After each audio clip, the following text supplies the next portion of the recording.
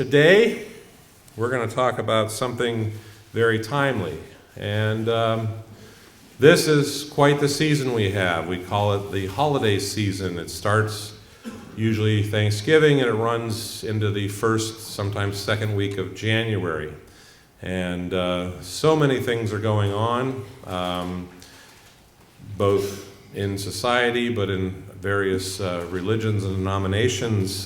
Just in this coming week, we have the 8 days of Hanukkah. We start the 12 days of Christmas, the 7 days of Kwanzaa, and that leads us to New Year's Eve and New Year's Day. And it's, for many people, a very exciting, popular, and homey time of the year. And a lot of us have boiled it down to happy holidays, but you think about it, holiday literally means holy day or holy days, and that's exactly what's going on. It's about our faiths, it's about our families, and so it's a great time of year. And in that spirit and theme, our topic today will be Victorian Christmas tradition. So we tie the history into it as well as the traditions. And our speaker is familiar to many of you, Traci Manning, who is the Curator of Education here at the Mahoning Valley Historical Society. Traci holds a bachelor's degree in religion with a minor in Civil War era studies from Gettysburg College and a Master of Arts in Applied History from Shippensburg University, both in Pennsylvania. She also studied secondary social studies education at Wilson College. Prior to coming to the Mahoning Valley Historical Society in June of 2012, she spent 6 years with the National Park Service at various parks as an interpretive park ranger. So we'll delve into the Victorian era now with Traci Manning.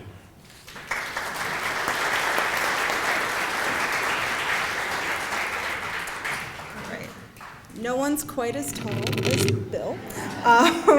So thank you, Bill, who very much looks like a Santa in training, which I'm kind of loving today.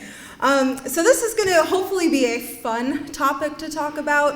I think the last time I was up here for Bites and Bits, we talked about the Titanic, which is pretty much anything but fun. So we're going to flip the switch a little bit and try to have some fun with some Christmas traditions. So I want to start with just a little bit of background of this presentation, where this came from.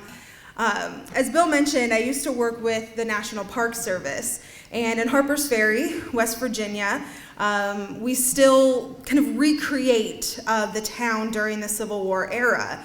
And every December, we would have an event called Captain Flagg's Christmas City.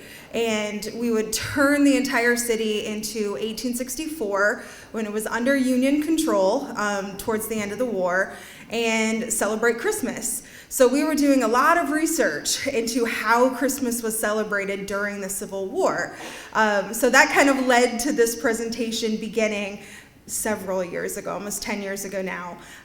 So I've expanded it a little bit, but I think there's going to be some things that surprise you, maybe some things you didn't know. Primarily that the reason Christmas happens right now has nothing to do with the birth of Christ. And we're going to talk a little bit about that as well. So we're going to go back in time way before the 19th century. How about 12,000 years ago? So humans have observed the winter solstice as early as that Neolithic period, the last part of the Stone Age, about 12,000 years ago. So that's how far back we have been celebrating the solstice. Now, some of those monuments are aligned with that sunrise that would happen on the winter solstice, and there are a lot of theories into that, but most of the theories kind of tie in with capturing the sun on the shortest day of the year. So that is the shortest day of the year, of course, the winter solstice, and it's celebrated all throughout Europe and also kind of all throughout the world prior to Christianity kind of seizing this time of year. The Druids would actually cut mistletoe and hang it in their house, and as well as giving it as a blessing. And the winter fruits of the mistletoe were considered a symbol of life. There are also cultures like the Druids who are bringing in the Yule log into their home to conquer the darkness and to banish evil. Now, many of these customs we still have today, though Christmas has kind of changed them just a little bit. Another ancient festival, which you're seeing a painting of here, is the Roman festival of Saturnalia. And this is most closely linked to our modern celebration of Christmas. This happens around the winter solstice again to celebrate the end of the planting season. And there are games and feasts and a lot of gift giving throughout that time period. And of course, this is in honor of Saturn, who was the god of agriculture, and this is a pretty big festival in the Roman culture. Now, throughout some of the other parts of the world, you have St. Lucia's Day, which is celebrated in the Scandinavian countries around the time of the winter solstice. You have Yule, which was another Scandinavian holiday, and this would recognize the return of the sun, when fathers and sons would bring home large logs. The Yule log actually was a log, a giant log, that would come into your home, and you would set those on fire to bring the light into your house. So all of these kind of ancient traditions have nothing to do with Christianity. These are all pagan traditions from different cultures around the world. And we're going to kind of see how the Christian world just kind of takes them and uses those traditions in their conversion process of trying to spread the Christian message. So let's talk about one of the more famous figures here. This is St. Nicholas. Yes, he was a real guy. So St. Nicholas, a lot of cultures celebrate on December 6th, St. Nicholas Day or Santa Claus. We're going to talk about Santa Claus in a minute as well. And this is when St. Nicholas would come around to the homes and give, treats or candy to the boys and girls. So we have this view of St. Nicholas, and he looks nothing like Santa Claus at all, as you can see here. So kind of how did we get this guy? Who was he? So he was a Greek who was born in the late 3rd century, and he became a bishop in a small Roman town in modern Turkey. So he was a defiant defender of the church doctrine during the Great Persecution, when Bibles were burned and priests were made to renounce Christianity or face execution. And he really defied all of that. He spent years in prison and is just working to continue the message of the Christian community.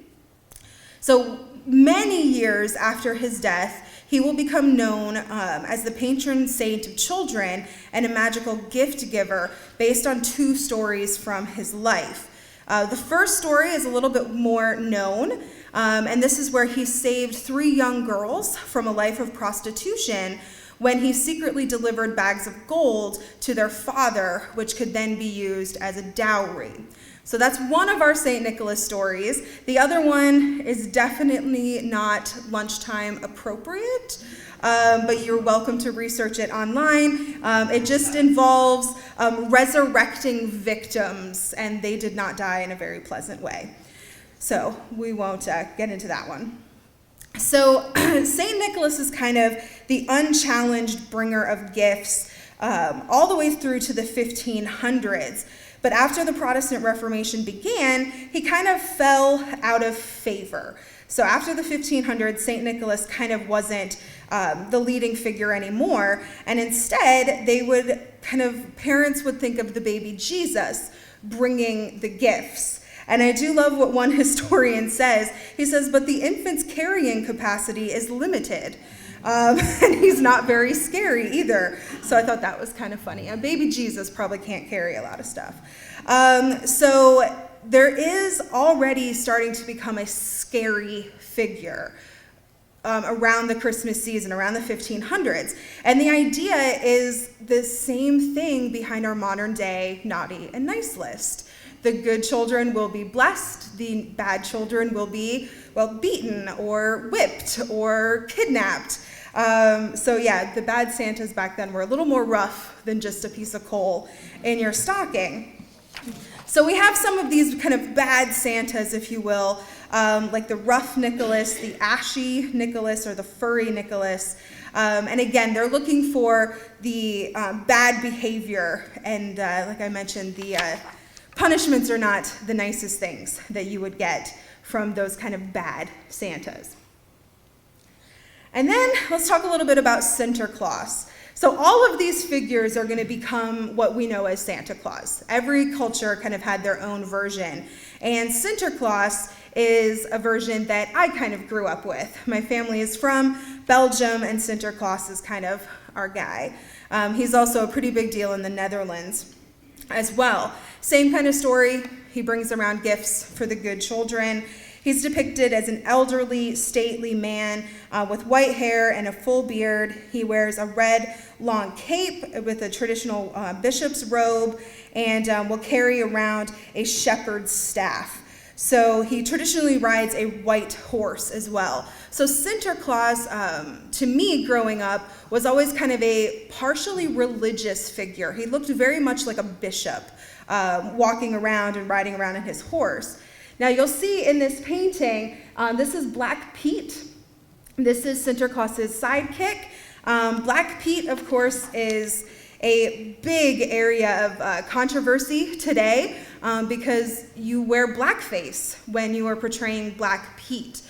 He is a Moorish figure that just kind of is that sidekick to Santa Claus, but there's a lot of controversy to whether or not we should still be portraying Black Pete in this blackface, given the racial tensions that we live in the world today. I have never seen Black Pete when I've been in Belgium at Christmas time, but Santa Claus is everywhere. So I think we are kind of starting to see that tradition fade away. And we have Father Christmas. So Father Christmas kind of begins his life in Britain around the 17th century. He has a beard, but it's not white, and his clothing is green. So we can thank some Scandinavian traditions for his clothing being green. We will also thank the Scandinavian traditions for him being pulled by reindeer as well. Not Rudolph. Rudolph is purely American, but the other ones are definitely Scandinavian. So this is where you kind of think a little bit about all of these figures coming together from all of these other cultures to turn into Santa Claus. And we'll talk about the man who gives us Santa Claus in a little while. But as I mentioned before, the Christmas holiday of celebrating the birth of Christ, we have no idea when that happens. The Gospels give us absolutely no definitive date. So it's around the 4th century that Pope Julius I is going to basically take this time of year and say, how about then? Because his idea is if we can make all of these other things part of the Christmas holiday, we can convert people. So let's kind of steal the greenery. Let's steal this idea of bringing in the light and the sun and so on. So that is why Christmas is celebrated right around the winter solstice. So I do want to mention another figure. This is partially for Chris here. He's a big fan of Krampus. I love this photograph. That's exactly the face I think most of us would have if we were sitting on Krampus's lap. So up until the kind of scary movie came out a few years ago, I had never heard of Krampus. But he is depicted as a half goat, half demon, horrific beast who literally beats people into being nice. So that's the idea of Krampus. He is definitely not the stuff of dreams. So the idea of where this figure is coming from is that these good figures needed a bad figure to balance themselves out. And Krampus is created as a counterpart to St. Nicholas. And St. Nicholas, of course, is rewarding children with sweets, where Krampus is swatting them with rods, stuffing them in his sack, and carrying them away to his lair. So very different than St. Nicholas. And this would happen on the night of December 5th, prior to St. Nicholas Day on December 6th. So you would know that morning of December 6th if you were lucky to get treats, but if you had a rod in your shoe outside your door, you were going to be beaten with it. So happy St. Nicholas Day! And it's kind of coming back. There are a lot of people who like to bring this idea back, and it might be a little funny, it might be a little scary, but just think about the message. If that you're good, and good things will happen to you. If you're bad, bad things will happen to you. So at the root of it is exactly what the root is of everything else. Be good and you get good. Be bad and you get bad. So let's kind of talk a little bit more about some of these traditions though. I want to talk a little bit about Twelfth Night. This was, of course, a play written by William Shakespeare, and it talks about the entertainment at the close of the Christmas season. And this also brings us into Epiphany, which, of course, is the last day of the 12 days of Christmas, or the last night. And the Epiphany celebrating the coming of the Magi and the gifts to the baby Jesus. So prior to the 19th century, this was way more important. Christ's birth did not matter nearly as much as the Epiphany, and the giving of the gifts to the baby Jesus. And this also, even as far back as the 1500s, will mark when you're supposed to take your decorations down. So they were very serious about this 500 years ago, even so much that my favorite poet, Robert Herrick, wrote a poem about it. And he writes, "Down with the rosemary and so, down with the bays and mistletoe, down with the holly, ivy all, wherewith ye dressed the Christmas hall." So that's from Robert Herrick. He's my favorite poet. I had to use him. And like I mentioned, it's all the way until the 19th century, this is way more important, the celebration of Epiphany. But that said, it's still not important, I should say, as the number one Christian holiday, which was Easter. So Easter was the leading holiday in every Christian community. That's the one you start on your calendar. So even then, Christmas, Epiphany was all still kind of playing second fiddle to Easter. So we're going to get close to the 19th century, I promise. So, hey, we're there. So here in the New World, Christmas is going to kind of take on a life of its own. When the Puritans are in New England, they basically get rid of Christmas as a holiday. And we're going to talk a little bit more about that in a minute. We have some evidence of Christmas being celebrated in the Jamestown colony, but nothing like we would recognize today. After the American Revolution, Christmas is going to fall out of favor. It's not really something we see in kind of the 1780s through about the 1830s. There's this little gap there where Christmas really isn't a big deal. And it's not really until the 1830s and 40s that we see Christmas becoming something celebrated on a mass scale. Now, that's not to say we don't have important things happening then, because we have a lot of important stuff happening in those 50 years, primarily in 1809. So I want to talk about this painting. How many of you have seen this beautiful painting? It is, I believe, still on exhibit at the Butler. I think this is in their permanent exhibit. This is a great piece here. So this is a canvas of St. Nicholas, which is very much based on an 1809 book written by Washington Irving, who was trying to popularize the Santa Claus figure with his book, The History of New York. And we know that New York is very much settled by the Dutch, so Santa Claus is kind of their guy. So he will write Santa Claus as being a rascal with a three-cornered hat, a red waistcoat, and yellow stockings. So he really doesn't look anything like the Santa Claus we know of. And he definitely has big Flemish pants as well, which I always thought was kind of cute from Washington Irving. So Washington Irving is starting to give us this idea of the center figure, the Santa Claus figure, who's going to become Santa Claus. But he's definitely much more like an elf. And Santa's not going to grow to be full height for about another 90 years. Santa's going to be depicted as a smaller elf through probably the 1880s and into the 1890s. And then in 1823, my absolutely favorite Christmas thing is published. And that, of course, is Clement Clarke Moore's A Visit from St. Nicholas.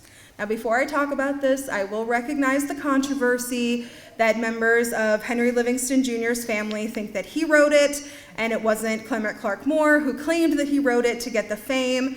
I don't buy into it, but there is some controversy there as to who actually wrote this, because it was initially published anonymously, and it's only 8 years later that Moore will take credit for it. But anyway, it's perfect. This amazing poem lays everything down that we know about Santa Claus. And one of my favorite things it gives us is the name of all of his reindeer. So this is what's really going to connect St. Nicholas with Christmas and gives us Santa Claus. Now, I would read to you this entire thing, but I'm not going to lie, I would absolutely cry my face off, because this is a tradition we do every Christmas Eve with my dad. He reads it to us every year. It's something that my 40-year-old brother and my 34-year-old self still ache for every Christmas Eve. And now that my family, my brother's family, lives in Belgium, we do it via Skype, which is really fun. And my dad is trying to learn the Dutch version so that my nephews can understand it a little bit better. So I would cry if I tried to read to you this whole thing, but I'm going to read some of it. I'm going to read to you how Clement Clarke Moore writes what Santa Claus looks like. And I just want you to kind of close your eyes and go through this with Clement Clarke Moore. So he says, "He was dressed all in fur from his head to his foot, and his clothes were all tarnished with ashes and soot. A bundle of toys he had flung on his back, and he looked like a peddler just opening his pack. His eyes, how they twinkled, his dimples, how merry. His cheeks were like roses, his nose like a cherry.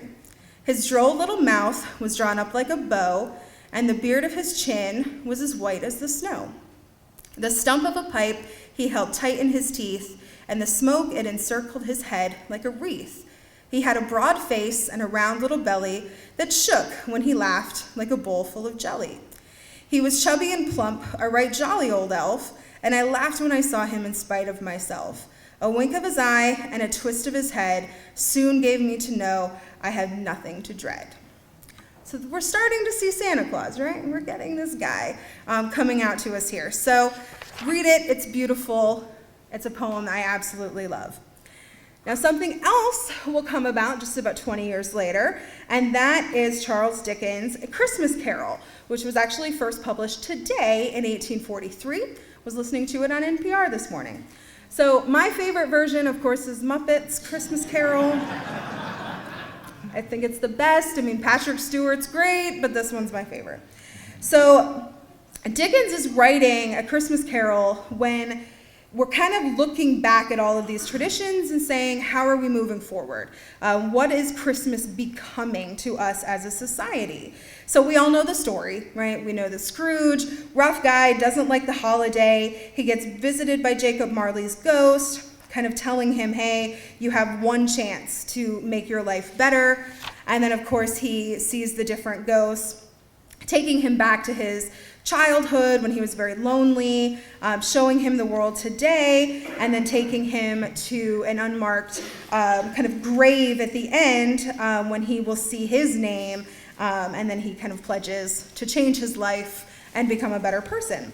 So what A Christmas Carol really gives us, not only phrases like bah humbug, which is first published there, and also Scrooge, which actually is in the dictionary as of 1982. Scrooge is a word we still use.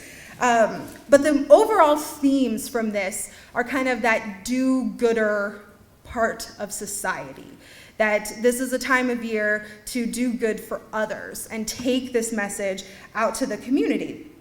Something else we see in this is the power of the Industrial Revolution, kind of creating this middle class and then mass producing goods that many people can buy. So we see a lot of things coming out of A Christmas Carol, and the best version being, of course, the Muppets. So we finally have a Santa Claus. We have this combination of all these different traditions that we have seen. Now, I mentioned that right now he's still an elf. Thomas Nast is going to keep him as an elf for a while, and we will talk a lot about Thomas Nast as we move forward. Another big thing that happens is Queen Victoria gets married. So Queen Victoria marries Prince Albert, who was German. She herself was German. Her mother was from Germany. So a lot of these German traditions are coming to England, primarily the Christmas tree. And we'll talk about Christmas trees in a bit here. But I want you to just imagine the power of, of Queen Victoria having these traditions, because we're going to see pictures like this published on the front page of magazines. Better. We're going to see pictures like this published on the front pages of these magazines, and she is the height of fashion. So if Queen Victoria is doing it, you're going to do it. And this is going to start in England, and it will come to the East Coast of the United States, and it's going to take over here in the United States as well. So we owe a lot of these German traditions to Queen Victoria. So let's start with those Christmas trees and the greenery. Like I mentioned before, this is an ancient culture. This is an ancient tradition. And predates Christianity by thousands of years, when plants and trees that were evergreen were brought into the home to keep away witches, ghosts, evil spirits, but also illness. There was a thought that these greens would keep you healthy as well.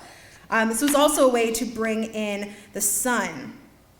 Germany is credited with the first Christmas tree tradition around the 16th century, when they would start bringing trees into their home to decorate them.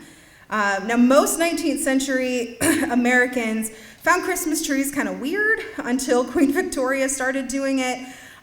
We have some records of Christmas trees in the German areas of Pennsylvania, but prior to that, we're not seeing this tradition here in the United States. Now, I mentioned before that the New England colonies had some pretty strict laws around Christmas, and I'll read to you just a few of them here. So William Bradford, who was the second governor there in the Massachusetts colony, he is basically stamping out the pagan mockery of Christmas. There's also a law passed that anyone celebrating Christmas in a non-religious way can be fined for hanging decorations. So this was a holiday that was really pushed away in the New World. So Queen Victoria is very important for bringing some of these traditions to life, as is A Christmas Carol and some of these other poems that are kind of starting outside of the religious story. So we're starting here to see the religious side and the kind of secular side come together in the story of Christmas. And then they figured out they can make money off of it, which is where it goes, right? So Christmas cards are going to start to be sent around the 1840s in England, and that's due to the penny post system, where you could send a card or a letter for just a penny. And a person who has a lot to do with this, his name was Henry Cole, and he was someone who had a lot of friends, and he had to write a lot of letters, and he realized, I don't have time to answer every one of these letters. What if I had an easier way to answer all of these letters? And he figured out how to make a small card. And then it's several years later, we start to see a mass production of these. And then in 1875, here in the United States, we're going to see a print shop in Boston creating our first Christmas card here in the United States. And then the world that we live in today with Christmas cards is definitely a 20th century thing. But those do have their roots back in the 1840s and then into the 1870s. Now, Christmas carols, this is a topic we could be here for a month talking about, because it's kind of fascinating how this all came about. Now, the idea of traveling from home to home is a different tradition altogether. This goes back to pre-Christian traditions from the Norse cultures, where you would go wassailing. You know, you're traveling from house to house, you're singing and celebrating with them.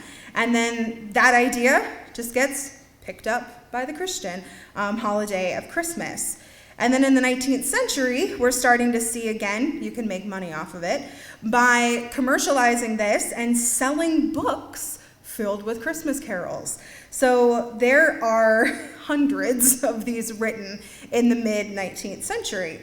Some of them that you might not think of that are that old, like Joy to the World, was first published in 1861.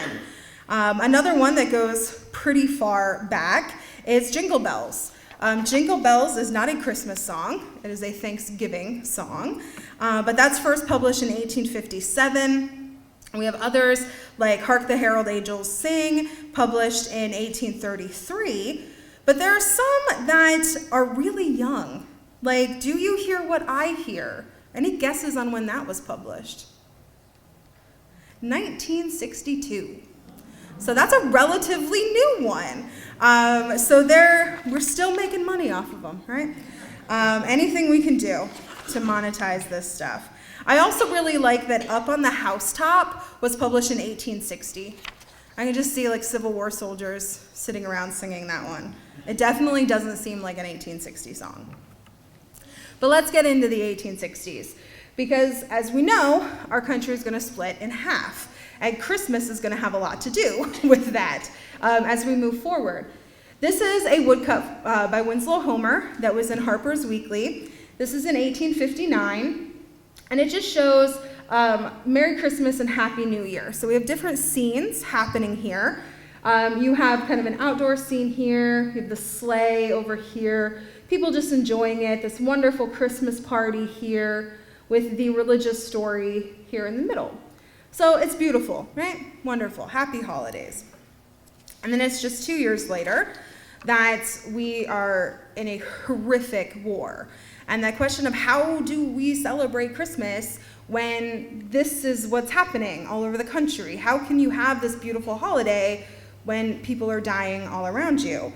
So how we do it is we try. And then we're going to make Santa Claus fight for us, which we're going to talk about. So Soldiers' Aid societies throughout both sides of this conflict are going to put together Christmas boxes. And these Christmas boxes were intense. They would be massive crates that would be shipped to their soldiers. And this is something they would do year-round, but the Christmas boxes were always a little bit more special. So let's talk a little bit about one of the artists we're going to look at, Winslow Homer. He was born in 1836. He was a landscape painter and printmaker, mostly self-taught, and he will work for Harper's Weekly, kind of as their battlefield photographer, if you will. So he's drawing everything, but he's with the soldiers. He's out there on the battlefield. And one of his pieces is this one. And these are soldiers opening up their Christmas box. And I want you to see a couple of things here. So try to follow the laser pointer. They've already drank all the alcohol. Bottles are empty. You've got this guy right here with what I'm assuming is a piece of ham, just because that would probably last a little bit. And then I want you to notice how excited they are about socks. So, gentlemen, when was the last time you got socks for Christmas and you kind of looked at your wife and you were like, really? Socks again? I want you to think about this guy and just how happy he is to get a sock. And ladies, that's what you should have Christmas morning when your man opens his socks. So just keep this in mind. This one too, I mean, he's putting that sock on right now. He's not even waiting. So these were really important to soldiers on the battlefield getting their Christmas boxes. But now we're going to talk about Thomas Nast. And Thomas Nast is basically responsible for everything we know for Christmas today. I give him all of this credit. He takes everything we've already talked about and finally solidifies it.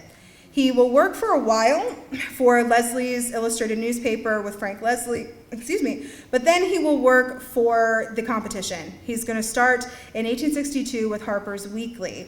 And he is very much a political cartoonist. He was liberal, he was progressive, and he very much supported the Union. And oh boy, is he going to support the Union. So this is one of his covers for Christmas here for Harper's Weekly. And you can see it's pretty nice picture. Nothing too strange going on. You've got some soldiers here. You've got Santa Claus. Santa Claus is dressed a little bit differently. He's got red and white striped pants. He's got a blue jacket with white stars. So his costume's basically an American flag. But it's Santa Claus, it's pretty nice. And we're welcoming him here. Welcome, Santa Claus. But I want to zoom in a little bit. Let's go a little bit closer to Santa Claus here. So Santa Claus has something in his hand. And that's a puppet. But you will notice that Santa Claus is holding this guy by a noose around his neck. So Santa Claus is basically hanging this poor puppet. And who is this puppet? The Confederate President, Jefferson Davis. So Santa Claus is clearly on which side of the conflict? He's clearly for the North. There's also some theory that that's where the North Pole comes from, is that Thomas Nast is using everything about Santa Claus to further the mission, the side of the United States. So something we never thought we'd see, right? Santa Claus basically lynching someone. So the next year, Thomas Nast is going to put this piece out. And this is kind of a little bit more somber piece. You have the soldier there looking quite forlorn. You have the wife kind of wishing he was home. And then you have the scenes around the outside. So never just look at the middle of Thomas Nast's piece, because they're quite amazing. You have Santa Claus here up on the roof. You have kind of an outdoor sleigh, snow scene here, a naval battle down in this corner, another kind of field battle here, and then right in the middle are those who are never going to come home for Christmas. So very much a political propaganda piece that Nast is putting out. The following year, he will finish the story. So the man is home on furlough. You can see his kids are happy opening gifts. We have different scenes at the bottom. Santa Claus in this one, little creepy, not gonna lie. Just kind of watching the kids sleep, but it looks exactly like what we've heard, right? So everything we've heard is what this Santa Claus looks like. The front page that year was this. This was the 1863 front cover for Harper's Weekly.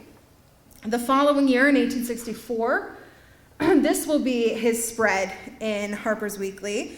And we have in the main picture here, Lincoln welcoming back in some Confederate leadership.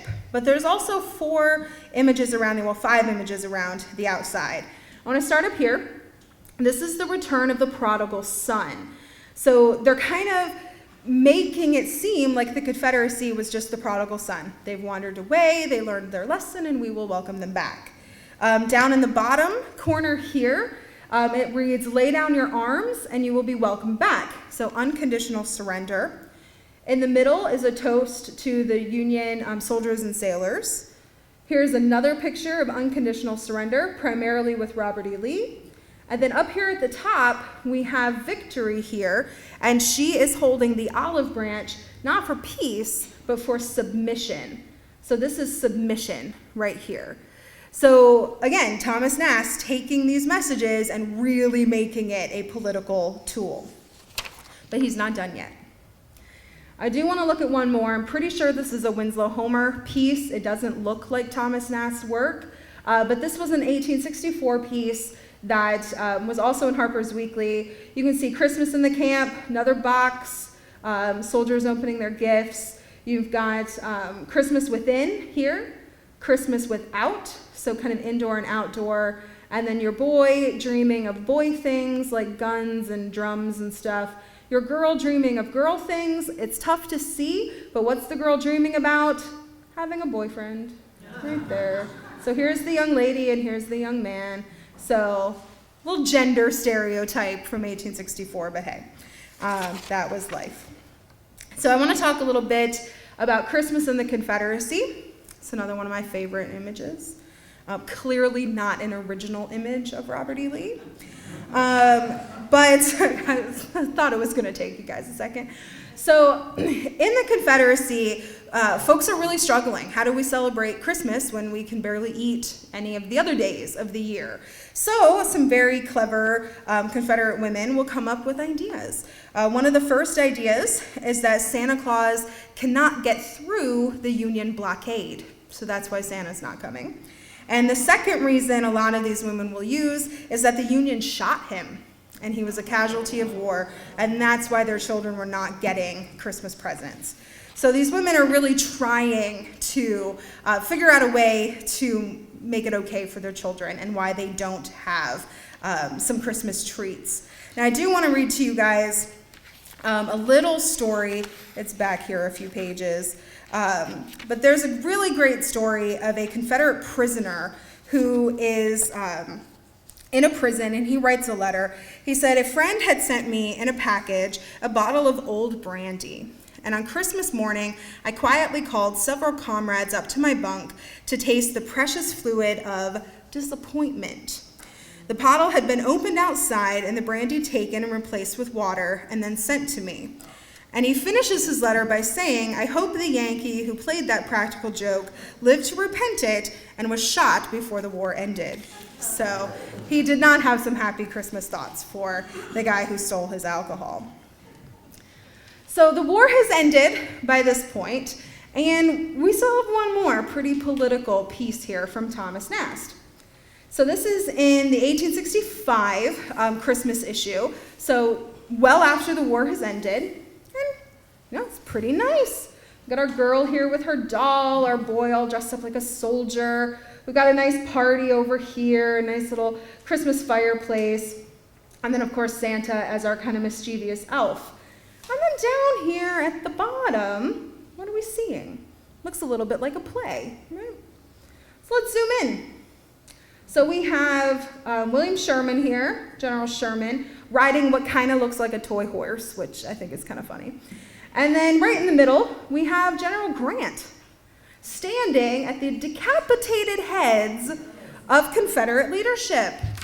Because what else says Merry Christmas than the decapitated heads of A.P. Hill, Robert E. Lee, and Richard Ewell right there at Grant's feet. So Merry Christmas to all of those guys. So we're not done yet with Nast, but he is going to start taking these ideas, and he's still going to keep Santa Claus as a very political figure. And he will do that through his work with Harper's Weekly. Now, he will have 33 illustrations in total that are all of his Santa drawings, and all of them are basically based in propaganda. So I want to look at this one. We've seen this one before. This is probably his most famous. This is an 1881 sketch known as Merry Old Santa Claus. And it just looks like Santa, right? Santa carrying toys. We wouldn't think anything else of this, except Nast was that meticulous that everything about Santa Claus here is propaganda. So we're going to start with his bag. This is a military bag that he is wearing here. And this entire piece was developed to kind of fight the government's indecisiveness over paying higher wages to members of the military. This was a big debate at the time that the military deserved a raise. So on his back is an army backpack for enlisted men. He's holding a dress sword and a belt buckle. The toy horse is a callback to the Trojan horse, symbolizing the treachery of the government. And the pocket watch is showing a time of 10 till midnight, which indicated the United States Senate had just a little time left to give fair wages to the men of the Army and the Navy. So Happy Santa Claus here is 100% propaganda coming from Thomas Nast. He is going to have some fun, though. We're going to take a look at a couple other Nast pieces. So this is a pretty cute one here. This was a nice 2-page spread in Harper's Weekly. you have hello little one, and then Santa answering there with, or hello Santa Claus, and then Santa answering with hello little one. Again, he's still a bit of an elf. He hasn't grown up yet. Nast is waiting to give him a nice growth spurt. We have the Christmas post. It's a great piece here. Especially love the little dog. Pretty classic image. This next one, probably my favorite of these. This is Thomas Nast, Letters from Naughty Children and Letters from Good Children. So follow me along here. Can you guess which pile's which? So I love that he has his little boots up here on his pillow. These are his letters from good children. These are his letters from naughty children. So I think that's pretty clever. It originally was not colored. It was colored in later, but I think the colorful version kind of makes it speak a little bit louder. So just have a couple more things to talk about as we venture into the 20th century. We're going to start to see Santa again being commercialized. We realize we can put Santa on stuff and then we can sell it. And one of the biggest companies that will do that, of course, is Coca-Cola. So Coca-Cola's first Santa Clauses look like this guy. It's not until the 1930s that the classic Coca-Cola Santa is drawn. So the first Coca-Cola Santas were like Thomas Nast's little elf guy, and then we get this big guy. And what do? They replace the pipe with a bottle of Coke, because that's easier to sell. We also will see Santa Claus completely changing worldwide, especially after World War II. The rise and fall of the Soviet Union will really change Santa Claus throughout many parts of the world. And we're also starting to see that the secular side of Christmas is getting pushed away in some different cultures to try to bring more of the religious angle back. But I want to share with one more thing. This is probably my second favorite thing about Christmas, and it's the fact that we're still learning some pretty great stuff about Santa Claus, because we actually have all of the flight data for Santa's sleigh. So I want to share that with you. This is stuff you might not know. So you can see here, the probable first flight here was around December 24th of 343 AD. The length is 75 candy canes, or 150 lollipops. The width here, about 40 candy canes. I do love that Santa weighs 200 pounds when he takes off, and he has gained a solid 1,000 pounds from Christmas cookies. The propulsion is 9 RP, which is reindeer power. The armament are antlers, purely defensive though. The fuel, hay, oats, and carrots. That's so good. The emissions are classified, and then I love the climbing speed is 1T, which is a twinkle of an eye. And the max speed is faster than a starlight. So how do we know all of this? And this is where I'm going to leave you guys with what I think is the greatest thing we're doing with Santa Claus these days. And that's with NORAD, tracking Santa every year. I watch this like a hawk on Christmas Eve. It's my favorite thing. So this actually all started in 1955. After a Colorado Springs-based Sears and Roebuck Company advertisement misprinted the telephone number for children to call Santa. And instead of calling Santa, they were calling the commander-in-chief of the predecessor to NORAD. So this commander-in-chief is answering the phone, and they're like, what do we do? So what do? They have fun with it, because that's what Christmas is all about. Christmas is about magic. So the director of operations at the time, Colonel Harry Shoup, had his staff check the radar for indications of Santa making his way south, and children who called were given updates on his location, and the tradition was born. In 1958, the governments of Canada and the United States then officially created NORAD, and this kind of carried the tradition on. This is completely volunteer run with absolutely no public money. This is privately funded, and all of the military members and the civilian members give their time freely. They will note that Rudolph's nose gives off a really good infrared signature, similar to a missile launch, which is easy for their satellites to pick up, which I think is pretty great. The American NORAD fighter pilots in either F-15s, 16s, or F-22s get the thrill of flying with Santa, but Santa has to slow down for them because Santa flies way faster than those fighter jets do. And then the last thing that we know about Santa is that he only comes when children are asleep. So you have to make sure that you are in bed before Santa will get there. NORAD coordinates with the ELF launch staff to confirm his launch time. They have no idea how he makes it around the world so fast, noting that he probably has his own space-time continuum.